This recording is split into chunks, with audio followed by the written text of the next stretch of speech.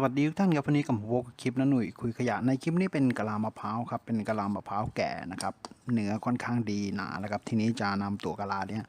มาทำของใช้กันนะครับกลับมาใช้กันได้อีกนะครับด้วยคุณสมบัติของเนื้อกะลาที่หนาครับผมโอเคครับติดตามชมนะครับจากกะลามะพร้าว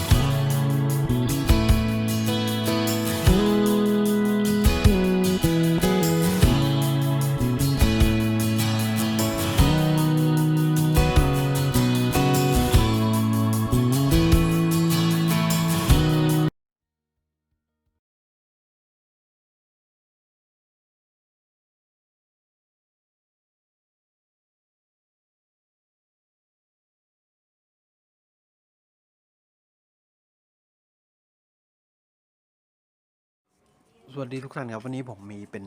กะลามะพร้าวนะครับผมที่เหลือจากการใช้แล้วนะครับผมจากการกินเนื้อกินน้ำไปแล้วนะครับที่นี่ผมจะทำเป็นเหมือนลักษณะของแก้วแชมเปญนะครับไว้ปลูกต้นไม้ใส่ของใส่น้ำอะไรก็ได้นะครับผมด้วยรูปทรงและกะลาครับผมโอเคครับดีกว่าทิ้งไปครับมา